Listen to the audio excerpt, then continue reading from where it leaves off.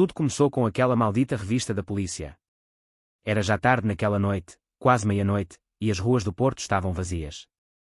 Eu tinha passado a noite na casa do Rui, um amigo de infância, e regressava a casa pelas ruelas do bairro da Ribeira, onde os candeeiros de rua espalhavam uma luz amarelada sobre os passeios desertos. A cidade tinha aquela atmosfera típica das noites de semana, serena, quase parada, como se estivesse a prender a respiração antes do amanhecer. Conduzia o meu velho Fiat Punto, com a mente distraída, envolvido pelo ronronar constante do motor e pelo som distante de alguns grilos. Estava sozinho na estrada, meio atento à música suave que saía dos altifalantes, um fado melancólico de Amália Rodrigues que ecoava baixinho, e meio perdido nas memórias da noite que ainda rodopiavam na minha cabeça. Tínhamos falado de tudo e de nada, como sempre, entre copos de vinho do Porto e pastéis de nata que o Rui insistia em fazer em casa, alegando que os seus eram melhores que os de Belém. De repente, uma luz intensa invadiu o meu retrovisor. Vermelho. Azul. O meu estômago apertou-se de imediato. Um carro da polícia. Não tinha bebido. Não ia depressa. Tinha a certeza de que não fizera nada de errado. No entanto, o coração começou a bater mais forte, como se soubesse de algo que eu ignorava. Estacionei à beira da estrada, mesmo antes da ponte de Luís I. Os faróis giratórios continuavam a piscar, lançando reflexos coloridos na carroceria do meu carro. Fiquei imóvel por uns segundos, respirando fundo para acalmar os nervos. Desliguei o motor, baixei um pouco o vidro e esperei, com as mãos no volante para não dar asa a mal-entendidos. A porta do carro da polícia abriu-se devagar. No espelho, vi uma silhueta aproximar-se, alta, robusta, com um andar confiante, quase cerimonial. Estava escuro, mas conseguia distinguir um homem na casa dos 40, bem constituído, vestido com o uniforme padrão da PSP. Avançava com a lentidão calculada de quem conhece o peso da sua autoridade, talvez habituado às noites longas de patrulha pelas ruas empedradas do Porto. Chegando ao meu nível, inclinou-se. Os nossos olhares cruzaram-se, um olhar penetrante, quase inquisidor. Disse num tom neutro, controlado: "Carta de condução e livrete, por favor." Obedeci sem dizer palavra, entregando-lhe os documentos com a mão ligeiramente trêmula. Ele pegou neles sem um som, examinando-os à luz da lanterna. Ergueu os olhos para mim e acrescentou: "O seu farol traseiro esquerdo está partido. Tem de o arranjar o mais depressa possível." Virei-me para confirmar e, de facto, a luz intermitente faltava. Nem me tinha apercebido, provavelmente por causa de alguma pancada num estacionamento apertado da Baixa. "Vou tratar disso, obrigado", respondi, tentando manter a voz serena, embora sentisse um nó na garganta. Mas em vez de me devolver os papéis logo, continuou a fixá-los. As sobrancelhas franziram-se ligeiramente. Depois, olhou-me de novo, com uma expressão que não conseguia decifrar, uma mistura de curiosidade e algo mais profundo. "Saia do veículo, se faz favor."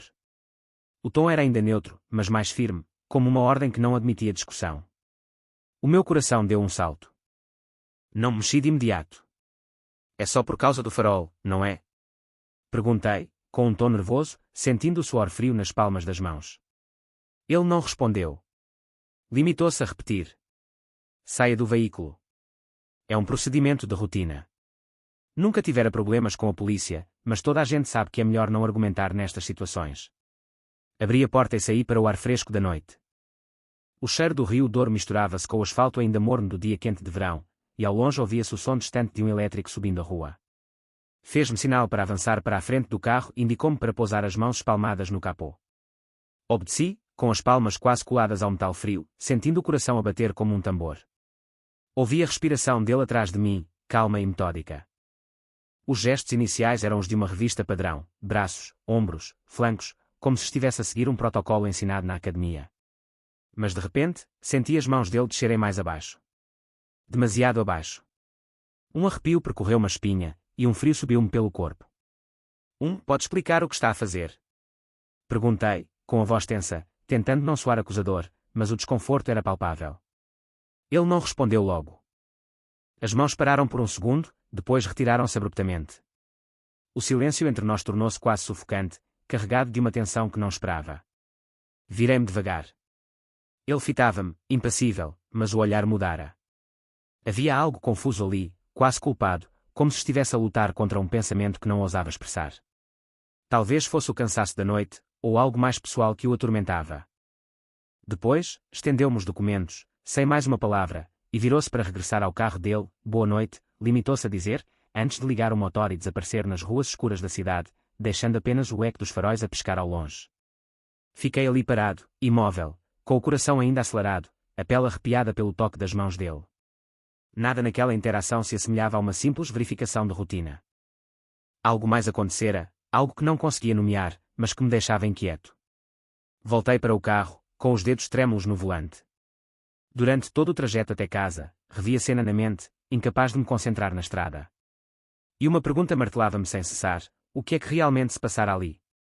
Nos dias seguintes, tentei esquecer. Convenci-me de que interpretara mal a situação, que fora só um momento estranho numa noite comum.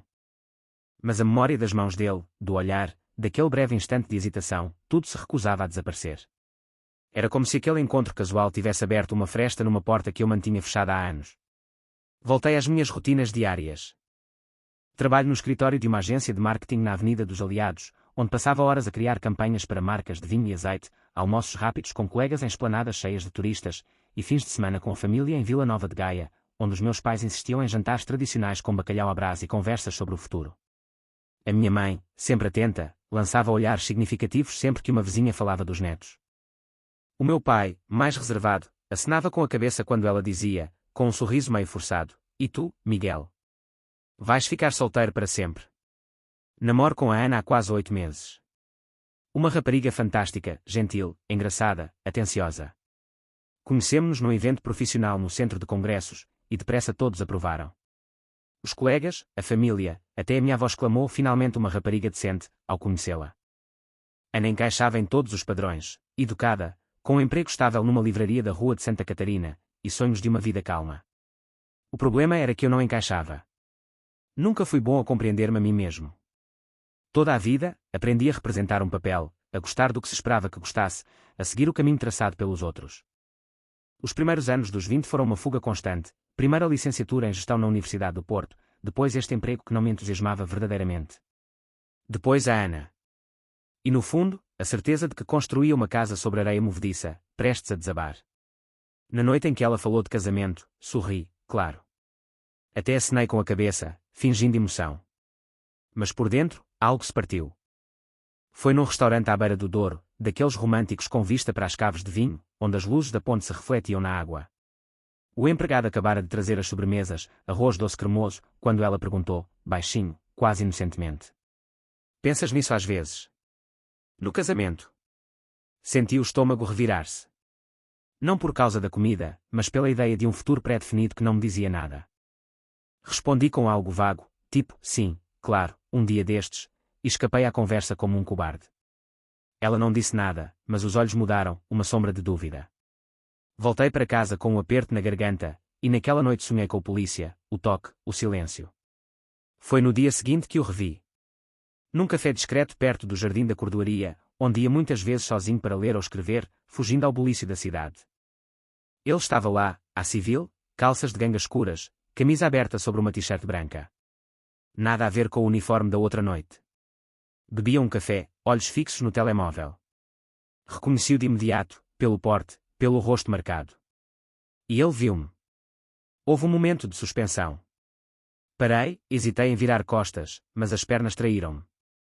Antes de decidir, os olhos dele prenderam os meus. Não sorriu, mas havia uma centelha no olhar, algo proibido, vulnerável. Pousou a chávena e levantou-se. Aproximou-se devagar, quase tímido. Parou uns passos. "Chamas-te Miguel, não é?" Acenei que sim. Ele continuou. "Eu sou o Pedro." Fez uma pausa. "Podemos falar um bocadinho?" Todo o meu corpo gritava para dizer não. Para fugir. Para voltar à Ana, à vida organizada, à imagem imaculada que tentava manter. Mas na voz dele havia uma sinceridade desarmante, como se carregasse um peso igual ao meu. Acenei que sim. Sentámo-nos à mesa dele. Esperou que o silêncio se tornasse insuportável, depois falou. "Aquilo que aconteceu na outra noite, não devia. Foi confuso. Atravessei uma linha. Desculpa." Baixara os olhos ao falar. A mão tremia ligeiramente na chávena. Não soube o que dizer. Parte de mim queria confrontá-lo. Outra queria só ouvir. "Por que me dizes isso agora?" Perguntei. Respirou fundo. "Porque não paro de pensar nisso. E acho que tu também não." Tinha razão. mas não estava pronto para admitir. Levantei-me, gaguejei uma desculpa e saí. Ao passar pela montra de uma loja de azulejos tradicionais, cruzei o meu reflexo. Não me reconheci, o rosto cansado, os olhos perdidos. Nessa noite, tive um sonho estranho.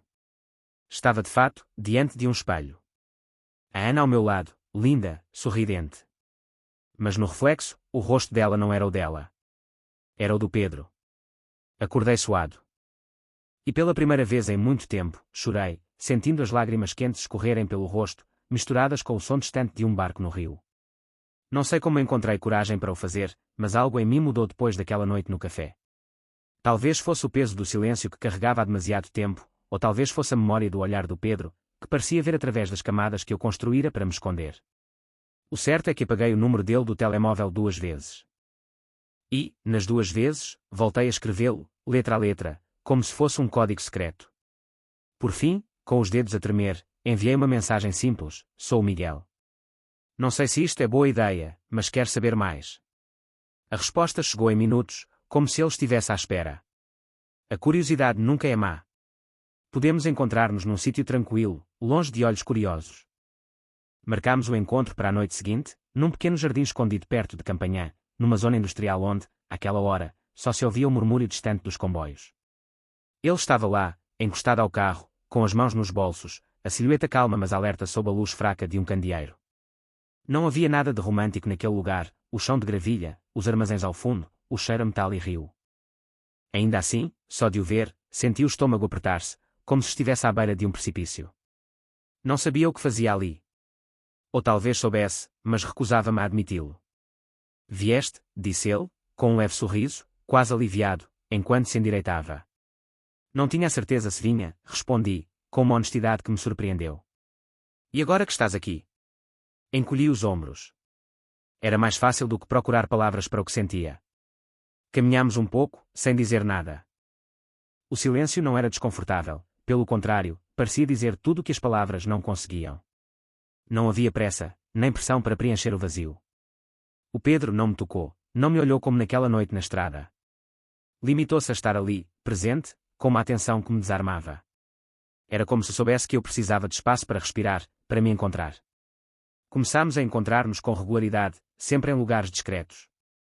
Uma clareira perto do parque da cidade, onde as árvores abafavam o som do trânsito. Um estacionamento vazio junto à foz, com o mar a rugir ao fundo.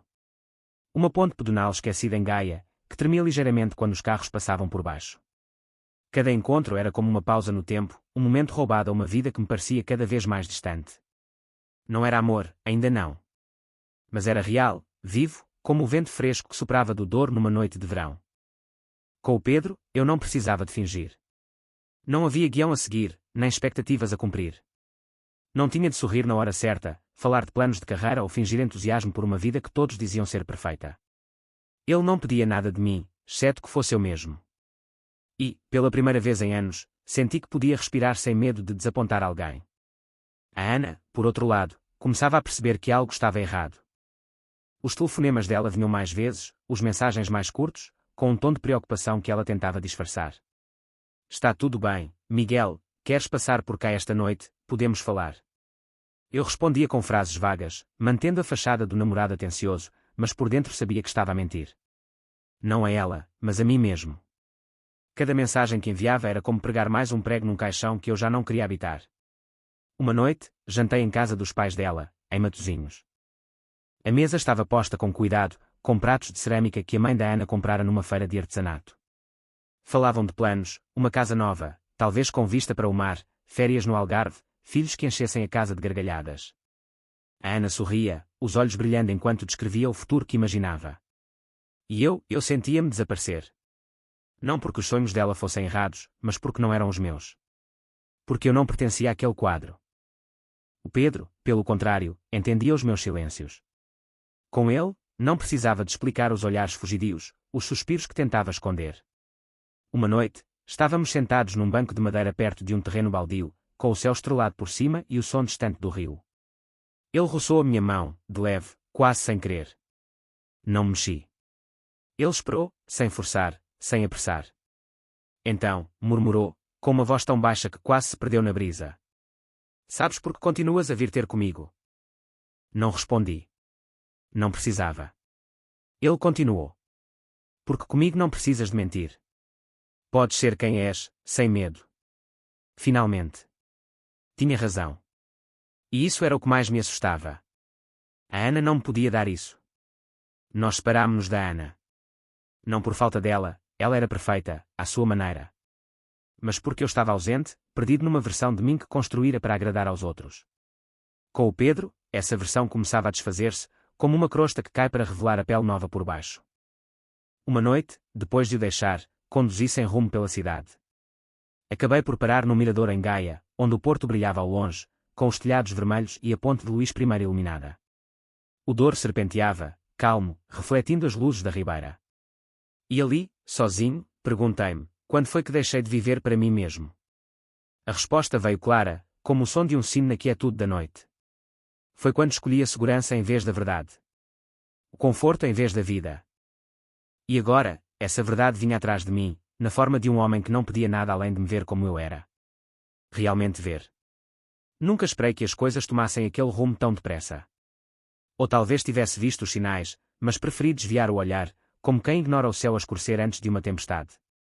A verdade é que o que sentia pelo Pedro, e o que ele despertava em mim, estava a tornar-se impossível de ignorar.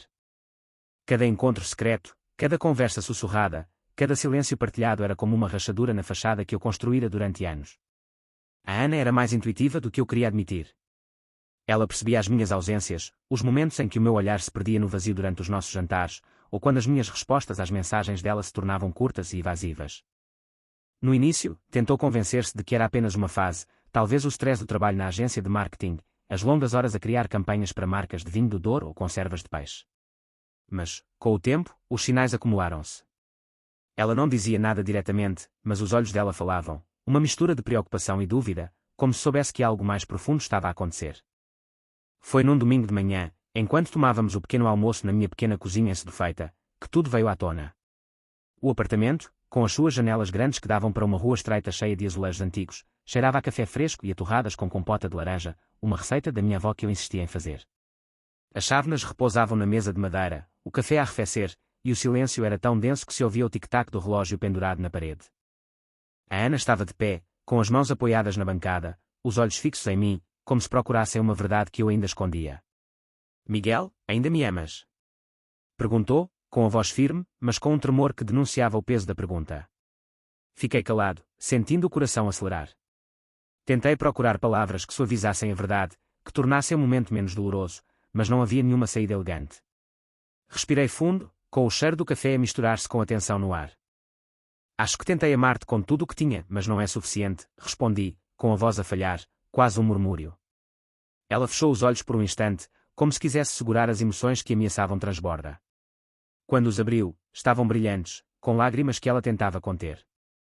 É por causa dele, não é? O Pedro? Perguntou, a voz tão baixa que mal se ouvia. O mundo pareceu parar. Como é que ela sabia o nome dele? Talvez tivesse percebido mais do que eu imaginava, talvez eu tivesse deixado pistas nos meus silêncios, nos meus olhares distantes. Ou talvez o Porto, apesar de ser uma cidade grande, fosse pequeno demais para segredos. Não menti. Não podia mais. Ela merecia a verdade, mesmo que doesse como uma facada. Sim, disse, simplesmente, sentindo o peso da palavra a ecoar na cozinha. A Ana não gritou, não fez uma cena, não atirou a chávena ao chão. Mas o olhar dela era pior do que qualquer explosão, uma mistura de traição, confusão e, no fundo, uma sombra de pena. Levantou-se, pegou na mala, e saiu sem dizer mais nada. O som da porta a fechar-se ecoou no apartamento como um trovão, deixando-me sozinho com o cheiro das torradas e o vazio que crescia no peito.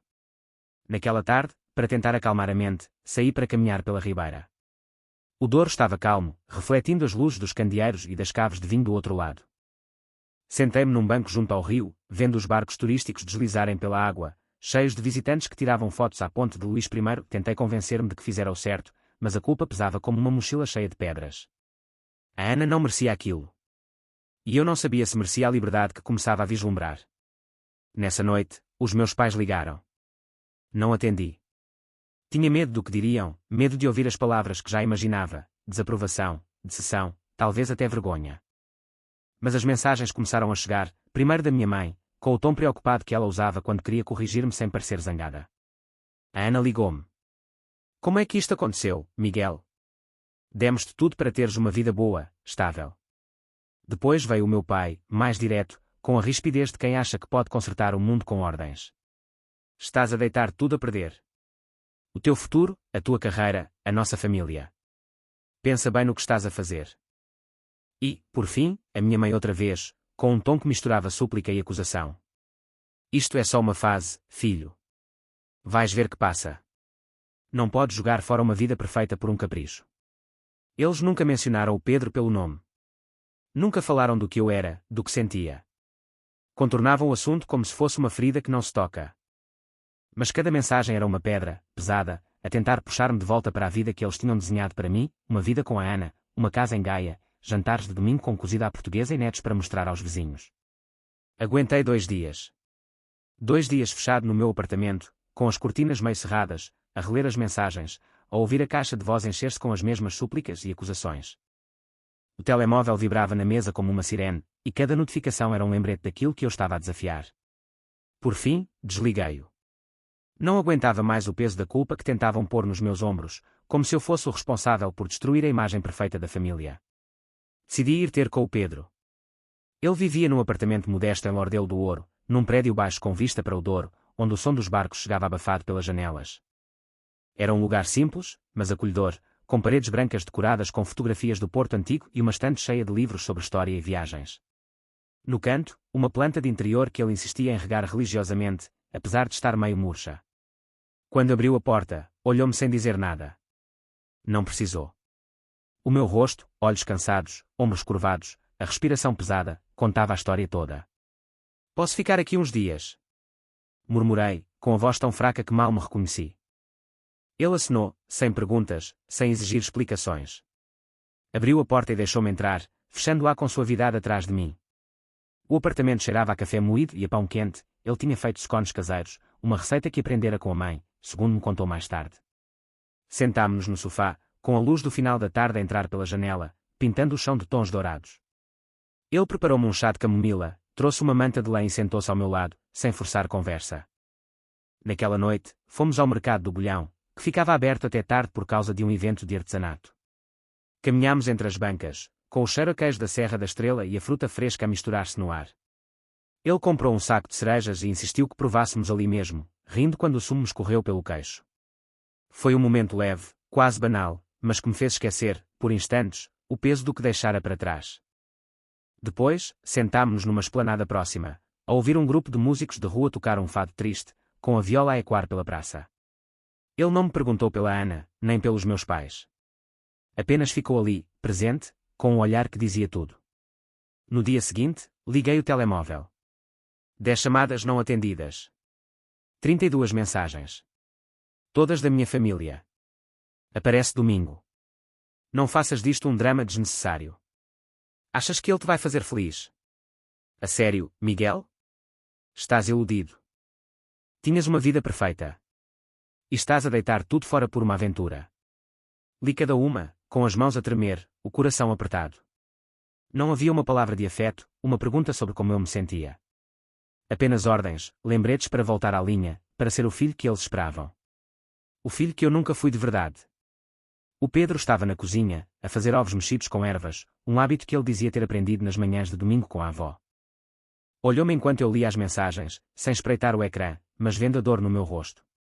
Não tens de responder agora, disse, com calma, enquanto colocava um prato à minha frente. São a minha família, murmurei, como se isso justificasse tudo. Sim. E mesmo assim, escolheste estar aqui. Ele tinha razão. Toda a minha vida, obedeci aos meus pais. Fiz o curso que queriam, namorei quem aprovavam, mantive a imagem que esperavam, o filho perfeito, o futuro genro ideal. Mas, pela primeira vez, dizia não. Não por rebeldia, mas por necessidade. Era uma questão de sobrevivência. Aquele não era aterrorizador, mas também era como abrir uma janela numa casa abafada, deixando entrar o ar fresco do Douro. O Pedro nunca fez perguntas. Nem uma única vez. Mesmo quando eu passava horas deitado no sofá dele, olhando para o teto sem dizer palavra, como se estivesse preso dentro da minha própria cabeça. Ele parecia entender que eu lutava contra algo maior do que conseguia explicar, uma batalha feita de silêncios acumulados e verdades que eu nunca ousara enfrentar. Ele ajudava-me a recompor-me, aos poucos, com gestos simples que valiam mais do que palavras. De manhã, preparava um café forte, com o aroma a encher o pequeno apartamento em Lordelo do Ouro, enquanto o som dos barcos no Douro entrava pela janela entreaberta. Quando eu saía para o varandia à noite, para apanhar o ar fresco do rio, ele trazia-me um casaco, sabendo que o vento podia ser frio. Às vezes, roçava a minha mão de leve, um toque quase imperceptível, mas que me fazia sentir ancorado, presente. As noites eram momentos de calma partilhada. Não havia pressa, nem gestos grandiosos. Eram silêncios confortáveis, com o Pedro a encostar a cabeça ao meu ombro, a respiração dele a misturar-se com a minha. Os beijos vinham devagar, como se ele quisesse lembrar-me que eu podia ser amado sem precisar de provar nada. Não eram beijos para apressar ou exigir, mas para me mostrar que eu podia existir, ali, como era. Quando decidi enfrentar os meus pais, ele esteve ao meu lado. Eu sabia que não podia adiar mais, que precisava de dizer quem era, mesmo que isso doesse. Numa tarde cinzenta, com o porto coberto por nuvens baixas, escrevi uma mensagem à minha mãe. Curta, direta, passo aí domingo. Não venho sozinho. Não houve resposta. Mas eu sabia que eles estariam lá, na casa em Vila Nova de Gaia, com o jardim impecável e os azulejos azuis na fachada. A ideia de família perfeita não permitia ausências. O domingo chegou, úmido e sem sol, com uma chuva miúda a cair sobre a cidade. O Pedro vestiu uma camisa branca, simples mas cuidada, como se quisesse mostrar respeito sem se impor. Enquanto eu abotoava a minha camisa, ele olhou-me pelo espelho e sorriu, com uma calma que me deu força. Não estás sozinho nisto, disse, apertando-me a mão. No carro, a caminho de Gaia, a minha perna tremia sem parar. Ele pousou a mão no meu joelho, um gesto firme e silencioso, e não atirou até eu desligar o motor em frente à casa. O cheiro a cozido à portuguesa vinha da cozinha, misturado com o aroma de café que a minha mãe sempre fazia para as visitas. Ela estava na bancada, a cortar legumes, enquanto o meu pai, de braços cruzados, olhava pela janela para o jardim molhado. Ninguém sorriu quando entramos. Boa tarde, disse o Pedro, com uma educação firme, estendendo a mão. Eu mal consegui murmurar um olá, com a garganta apertada. Sentámo-nos à mesa da sala, rodeados por fotos de família nas paredes, eu na Praia da Madalena, criança, ou na festa de formatura da universidade. O silêncio era pesado, como se todos esperassem que o outro falasse primeiro. Foi a minha mãe quem quebrou o gelo, com a voz carregada. Então, é ele? Perguntou, olhando para o Pedro como se ele fosse uma ameaça. Sim, respondi, sustentando o olhar dela, apesar do coração a bater descontrolado. O meu pai abanou a cabeça, com um suspiro exasperado. A minha mãe continuou, com as mãos a tremer enquanto segurava um pano. Eras feliz, Miguel? Tinhas tudo, uma namorada decente, um bom emprego, um futuro. Por que deitar isso fora? O Pedro interveio, com uma voz calma mas firme, como se tivesse ensaiado as palavras. Com todo o respeito, o que chamam de felicidade era uma fachada. O Miguel estava a apagar-se para caber no que esperavam dele alguma vez lhe perguntaram o que ele queria. O que sentia? Ou só se importaram com a imagem que ele projetava? A minha mãe lançou-lhe um olhar fulminante, como se ele tivesse ultrapassado um limite. O meu pai levantou-se, com a voz a tremer de raiva. E acha que isto é solução? Que esta vida vai funcionar? Dois homens, contra o mundo. O Pedro levantou-se também, sem recuar, mas sem agressividade. Não acho que seja fácil. Mas sei que respeito o Miguel. Escuto-o, apoio-o. E amo-o, não pelo que os outros querem que ele seja, mas pelo que ele é. O silêncio que se seguiu foi ensurdecedor. Os meus pais ficaram imóveis, como se as palavras do Pedro fossem um golpe inesperado. Talvez fosse o choque, ou talvez uma ponta de vergonha que começava a surgir. A minha mãe murmurou, quase para si mesma, com os olhos fixos na mesa. E tu, Miguel? É isto que queres?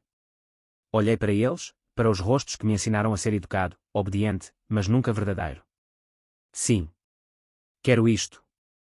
Porque com ele sou livre. Não estou a representar um papel. E se não aceitarem isso, não estão a aceitar-me a mim. Levantei-me. O Pedro pegou na minha mão, um gesto simples mas firme. Saímos sem mais palavras, com o som da chuva a bater nas janelas como um adeus silencioso. No carro, não falei. Sentia um peso no peito, uma mistura de tristeza por perder o que já não podia ser e alívio por finalmente dizer a verdade. O Pedro olhou-me, com calma, e apertou-me a mão outra vez. Fizeste o que precisavas de fazer, disse, com a voz suave. E, pela primeira vez, senti que ele tinha razão. Não estava a destruir nada. Estava a começar a construir algo meu. Os meses passaram, e, apesar de tudo o que deixei para trás, nunca me arrependi da escolha que fiz. Pelo contrário, aprendi a respirar fundo, a rir sem reservas, a olhar para o mundo sem baixar os olhos. Com o Pedro, descobri partes de mim que nem sabia existirem, como se ele tivesse o dom de desenterrar o que eu enterrara sob camadas de medo e expectativa. Mudámo-nos juntos para um apartamento pequeno mas luminoso em Miragaia, um bairro tranquilo do Porto com vista para o Douro. Tinha uma varanda modesta, onde plantámos manjericão e tomilho em vasos de barro, e onde, nas noites quentes, nos sentávamos a ouvir o murmúrio do rio e o som distante das gaivotas. Não era uma vida perfeita, mas era nossa, e isso bastava. Pela primeira vez, sentia que o lugar onde estava era exatamente onde queria estar. Foi nesse espaço que redescobri o tricô. Quando era adolescente, tricotava às escondidas, com a porta do quarto fechada, os novelos escondidos debaixo da cama para que ninguém visse. Os meus pais achavam que era uma excentricidade, algo que não combinava com o filho que queriam que eu fosse. A Ana nunca soube, eu nunca tive coragem de contar, com medo de parecer menos moderno ou menos sério. Mas com o Pedro, tudo era diferente. Um dia, ao ver-me folhear um livro de padrões de tricô numa livraria da Rua das Flores, ele comprou-me um conjunto de novelos coloridos e agulhas novas. Faz o que te faz feliz, Miguel. Não o que os outros esperam, disse, com um sorriso simples, enquanto me entregava o saco. Comecei a tricotar à noite, enquanto ele lia um romance policial ou via documentários sobre o Douro na televisão. Fazia cachecóis, gorros, até um par de meias tortas que ele usou com orgulho, rindo das imperfeições. Às vezes, ele encostava a cabeça na minha perna, fechava os olhos e ficava a ouvir o som das agulhas, como se fosse uma música. Era o nosso mundo, um refúgio feito de gestos pequenos e silêncios cheios de significado. Um dia, enquanto passeávamos pelo mercado do Bolhão, entre bancas de queijo da serra e cestos de cerejas, ele disse, quase como se fosse a coisa mais natural do mundo: devias vender estas coisas. Ou ensinar. Tens jeito, sabes. Há algo de especial nas tuas mãos. A ideia pareceu-me absurda no início, mas ele insistiu. Comecei timidamente, publicando fotos dos meus trabalhos numa página online. Para minha surpresa, começaram a chegar encomendas, um cachecol para uma avó em Matosinhos, um gorro para uma criança em Gaia. Depois, consegui um espaço no ateliê partilhado na Baixa, onde comecei a dar workshops de tricô. Deixei o emprego na agência de marketing, que nunca me preenchera, e aceitei um trabalho a meio tempo numa associação que ajudava jovens em risco. À noite, ensinava tricô, e, aos poucos, construí uma vida que me fazia sentido. Foi nessa altura que cruzei a Ana, por acaso, numa rua pedonal da Ribeira. Ela usava um casaco azul escuro e carregava um saco de livros da livraria onde trabalhava. Eu estava com o Pedro, a rir de uma piada qualquer sobre o vento que quase levara o meu chapéu. Ela parou, olhou-me por uns segundos, com um sorriso que misturava surpresa e algo mais suave. Quase não te reconheci, Miguel. Estás diferente. Brilhas, disse, com uma sinceridade que me desarmou. Não soube o que responder. Apenas sorri, meio atrapalhado. Ela continuou, com um olhar triste mas genuíno. Agora percebo porquê. Nunca te vi assim comigo. E está tudo bem. Dias depois, encontrámo-nos num café perto da Sé do Porto. Ela queria falar, não para julgar, mas para entender. Contei-lhe do Pedro, da minha nova vida, do tricô, das noites tranquilas em que o som das agulhas era a única música. Ela ouviu, com os olhos fixos na chávena de galão, e no final segurou-me a mão. Se tivesses ficado comigo, teríamos casado, teríamos filhos. Mas tu terias desaparecido, aos poucos, ao meu lado. Prefiro-te assim, feliz, mesmo que não seja comigo. Despediu-se com um abraço, com a força de quem ama o suficiente para deixar ir. Voltei para casa com o coração mais leve, como se um capítulo se tivesse fechado sem deixar amargura. Os meus pais, por outro lado, cortaram contacto durante um ano. Nem uma mensagem, nem uma chamada. A minha mãe, que outrora falava sem parar, apagou-me da vida dela sem um adeus. O meu pai seguiu-lhe o exemplo, num silêncio cúmplice. Preferiam acreditar que eu estava perdido, influenciado, qualquer coisa menos eu mesmo. Até que, um dia, chegou um e-mail. Sem assunto, sem assinatura. Gostaríamos de te ver. Não falei disso ao Pedro imediatamente. Tinha medo de esperar, medo de abrir uma porta que se fechara com tanta força. Ele, como sempre, percebeu sem que eu precisasse de explicar. Podes definir os teus limites, Miguel. Mas não deixes o silêncio decidir por ti, disse, enquanto tomávamos um vinho do Porto na varanda, com o rio a brilhar ao longe. Fui sozinho. A casa em Gaia não mudara, o jardim bem cuidado, os azulejos na fachada, o cheiro a cozida à portuguesa que vinha da cozinha. Mas o ambiente era diferente, mais pesado, mais lento. A minha mãe parecia mais velha, com rugas que não notara antes. O meu pai, sempre tão firme, tinha os ombros ligeiramente curvados. Deixaram-me entrar, mas os olhos deles fugiam dos meus. Houve um silêncio longo, até que o meu pai falou, com a voz baixa. Pensámos que estávamos a fazer o melhor por ti. Só percebemos tarde demais que te estávamos a sufocar. A minha mãe desatou a chorar, com soluços que pareciam vir de um lugar profundo. Repetia que não sabia como falar comigo, que tivera medo, que fora estúpida. Ouvi-os, não para os perdoar, mas para entender o que nunca tinham conseguido dizer. Então, ela levantou os olhos, vermelhos e inchados. Vamos ter netos? Perguntou, com a voz trêmula, como uma súplica. Fiquei parado, surpreendido pela pergunta tão comum, mas tão carregada. Não sei, mãe. O Pedro e eu queremos filhos. Estamos a preparar um dossiê para a adoção. Mas cabe-vos a vocês decidir se os vão aceitar como vossos netos.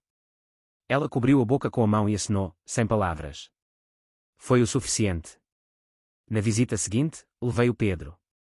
Eles estavam nervosos, desajeitados, mas ele falou com simplicidade. Disse que não queria substituir ninguém, apenas viver sem vergonha, sem segredos. Falou dos nossos planos, do filho que sonhávamos ter, do nome que pensávamos dar, talvez Afonso, talvez Maria. A minha mãe sorriu, timidamente. Quer tentar? Por ti. Por vocês, disse, com a voz embargada. Hoje, estamos casados. Não foi uma cerimónia grandiosa, apenas nós, alguns amigos, e a Ana, que me abraçou no final e sussurrou. Escolheste-te a ti mesmo. Fizeste o que eu nunca tive coragem de fazer. Ainda esperamos pela resposta da adoção. Tricotamos um gorro amarelo, neutro, para o bebé que sonhamos. O Pedro tenta aprender, mas embaraça-se nas agulhas e ri de si mesmo. E eu amo por isso. Não sabemos se os nossos filhos terão avós presentes. Mas sabemos que terão dois pais que lutaram para existir, que recusaram calar-se. Às vezes, olho para o Pedro enquanto ele dorme, com a luz da lua a entrar pela varanda. E penso, com uma gratidão calma. Atravessei o silêncio para aprender a dizer o meu nome em voz alta. E, finalmente, ouvi a minha própria voz responder.